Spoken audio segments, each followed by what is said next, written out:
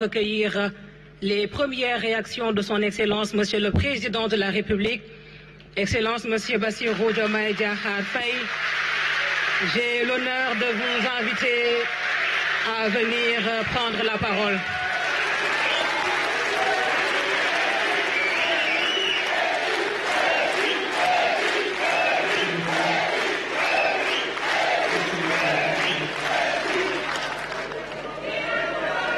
Merci beaucoup.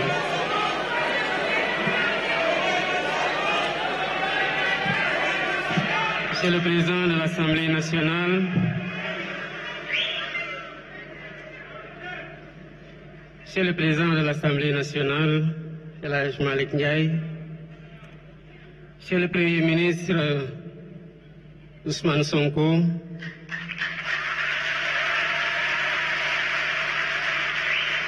honorables députés, Monsieur le ministre d'État, Alamine Loum, Mesdames, Messieurs les ministres, Madame, Messieurs les membres du corps diplomatique, chers partenaires techniques et financiers, distingués invités, en vos rangs, titres et qualités. Je voudrais commencer mon intervention par des félicitations. Des félicitations nourries à l'endroit de Monsieur le Premier ministre.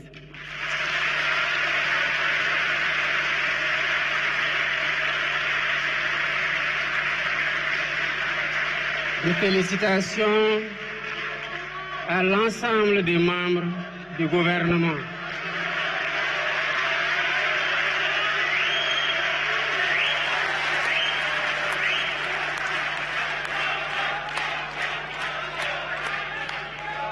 Mais des félicitations aussi à tous les collaborateurs de l'équipe gouvernementale et du président de la République qui ont contribué à l'élaboration de ce plan de redressement dont vous avez chacune et chacun l'opportunité d'en apprécier la pertinence et le réaliser. Voilà bientôt un peu plus de 15 mois que vous nous avez fait confiance. À notre arrivée, nous avons fait la situation de référence à travers un diagnostic honnête. D'abord, par un audit de l'Inspection générale des finances publiques, comme nous l'impose la loi 2012-22 portant code de transparence dans les finances publiques. Nous avons par la suite remis cet audit pour certification à la Cour des comptes qui en a aggravé les résultats, comme pour témoigner de sa liberté d'action et de son indépendance. Nous ne nous sommes pas arrêtés à ça. Nous avons demandé, n'a jamais été de vous dire voilà où en était le pays. N'a jamais été de vous dire voilà où en était le pays. Parce que justement, c'est parce que ça ne marchait pas que vous avez décidé de changer d'équipe.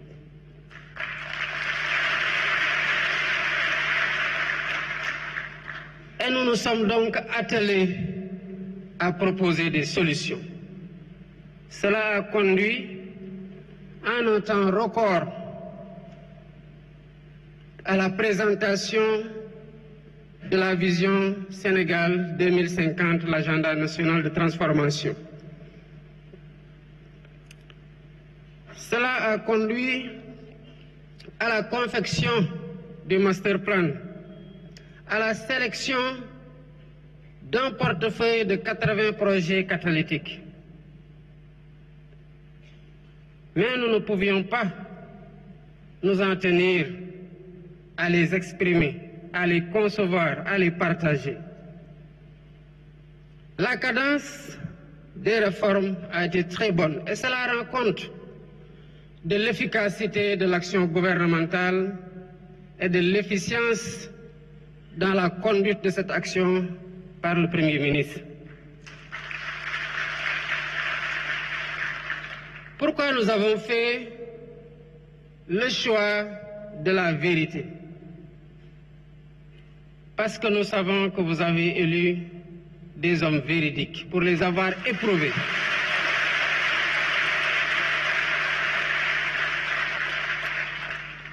Des hommes d'honneur qui n'entendent pas changer au contact du pouvoir.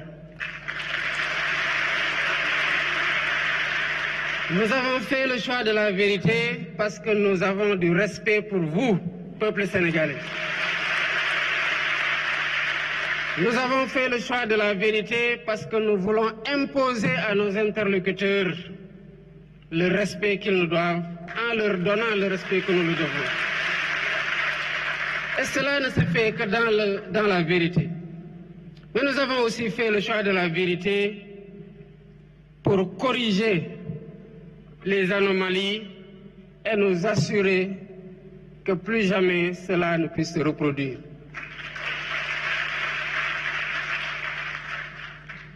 Toutes les fois que nous avons discuté avec les partenaires techniques et financiers, ils nous ont posé la même question légitime, certainement que beaucoup d'entre vous se posent.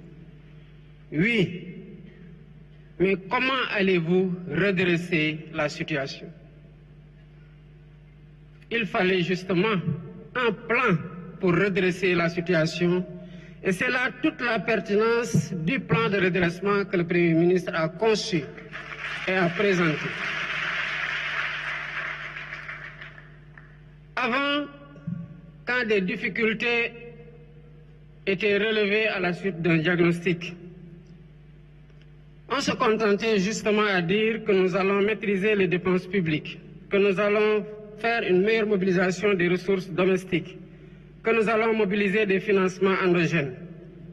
Oui, mais la question du FMI revient toujours. Oui, vous allez faire tout ça, mais comment? Concrètement, vous allez le faire? Évidemment, il n'y avait pas de réponse, si ce n'est dinañ ko lijjanti.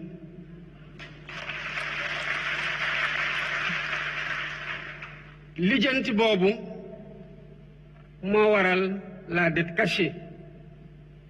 Parce que quand on est sûr de ce qu'on doit faire, de ce qu'on veut faire pour apporter des solutions suite à un diagnostic, on doit pouvoir partager clairement les solutions qui sont envisagées. C'est cela aussi faire œuvre de transparence. Et c'est là la différence avec le plan de redressement que le Premier ministre vient de vous présenter. Toute l'ingéniosité du plan réside dans le chiffrage ligne par ligne de ce qui va être fait et qui constitue en agrégé le montant de 5 677 milliards en hypothèse basse et décliné annuellement dans les rythmes de mobilisation. C'est cela que le FMI attendait comme réponse. C'est cela que le peuple sénégalais attendait comme réponse. Et c'est cela que nous vous donnons aujourd'hui comme réponse.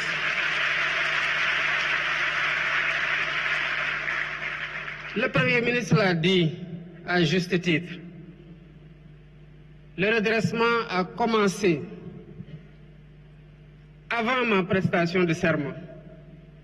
Quand lors de ma visite au Palais de la République, m'entretenant avec mon prédécesseur, je lui ai dit que j'ai appris que vous êtes sur le point de signer une convention, une concession sur les chantiers navals de Dakar qui n'a pas été négociée dans les meilleurs termes. Évidemment, il s'en est défendu, mais je lui ai demandé de stopper.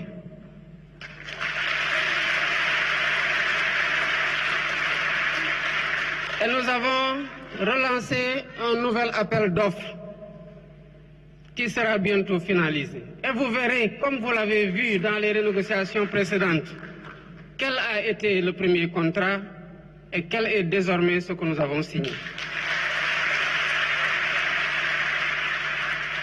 Le redressement a commencé aussi avec la réactivation du Comité national de la dette publique.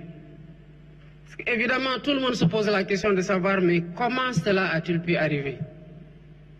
sans que les ressorts de vigilance de l'État ne puissent se déployer. Évidemment, ils ont désactivé tout ce qui aurait pu donner l'alerte pour qu'on puisse freiner ou faire freiner des quatre fers. Aujourd'hui, quel que soit le marché qui est attendu, l'avis du Comité national de dette publique est systématiquement requis, ce qui permet au Trésor d'avoir une visibilité sur l'endettement. Mesdames, Messieurs, le redressement a commencé et se poursuit. Cette semaine, j'ai convoqué une session extraordinaire de l'Assemblée nationale pour le vote de 4 lois sur la transparence.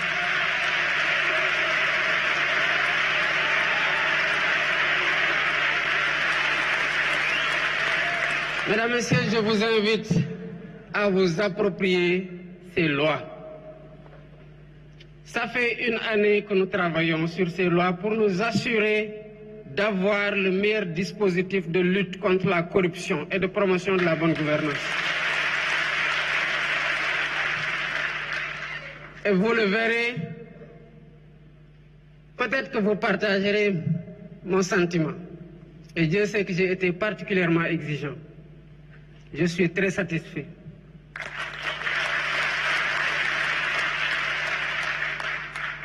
Ces lois contribueront à renforcer significativement le dispositif opérationnel de lutte contre la corruption et de promotion de la transparence et de la bonne gouvernance. Et ces lois constitueront un rempart sûr contre les prévarications de toutes sortes. Il appartiendra au peuple sénégalais d'en être la vigie pour l'application systématique des dispositions qui seront retenues. Comme vous le savez, la reddition des comptes aussi se poursuit. Vous avez vu, l'Assemblée nationale fait son travail, la justice fait son travail dans la sérénité. Et ce travail se poursuivra dans la sérénité. Pour ce qui concerne la taille de l'État, le redressement aussi a déjà commencé. Nous avons dissous le Haut Conseil des collectivités territoriales et le Conseil économique, social et environnemental. Qu'est-ce que nous avons fait par la suite des budgets de ces deux institutions? Nous avons recruté 2000 enseignants.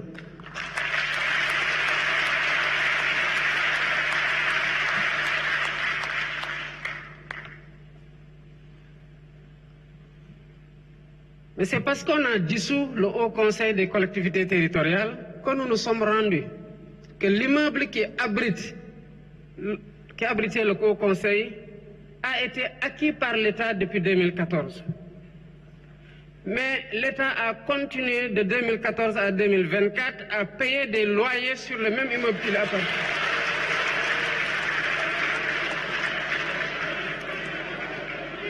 Et cela pour un coût cumulé d'au moins 3 milliards en 2024. Si nous n'avions pas dissous le Haut Conseil des collectivités territoriales, l'État allait continuer ad vitam aeternam à payer des loyers sur le même immeuble qui lui appartient depuis 2014. C'est ça le redressement.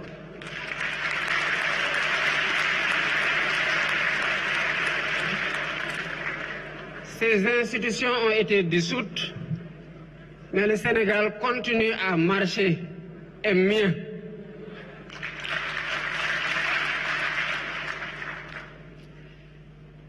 Nous sommes donc en train de faire ce qui nous revient de faire, un gouvernement responsable,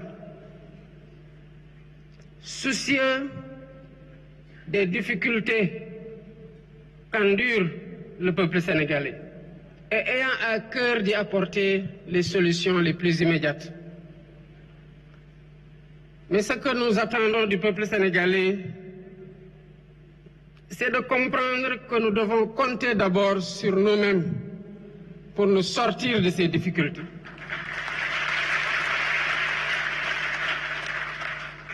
Mesdames, Messieurs, à chaque fois que nous allons dans les pays qui se développent, disons-nous bien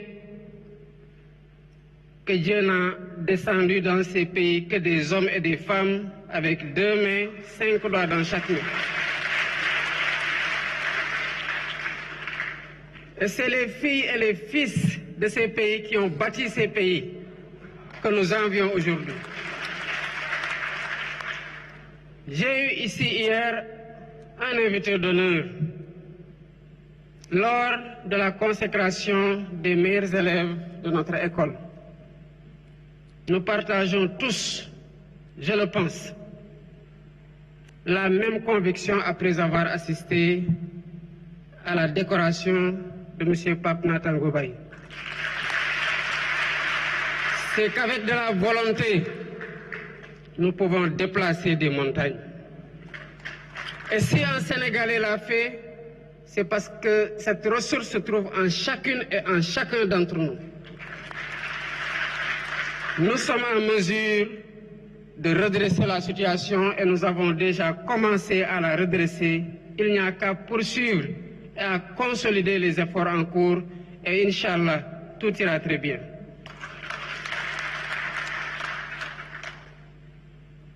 J'appelle le peuple sénégalais à se mettre derrière son gouvernement, à le soutenir et à soutenir le plan de redressement.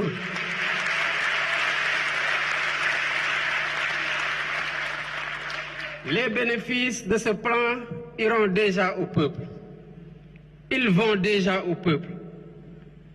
Par le recrutement, je l'ai dit tantôt, de 2000 enseignants. Par le recrutement projeté de 500 enseignants du supérieur. Par le recrutement de 200 enseignants pour la formation professionnelle et technique. Et tous ces enseignants prennent en charge qui? Nos enfants. C'est ça le bénéfice du redressement, entre autres. Je passerai sur les autres impacts que le Premier ministre a brillamment exposés et conclure pour dire à l'ensemble du peuple sénégalais que ce que nous vous avons présenté et que nous envisageons de faire ne se fera pas sans vous. Il se fera pour vous. Il se fera avec vous.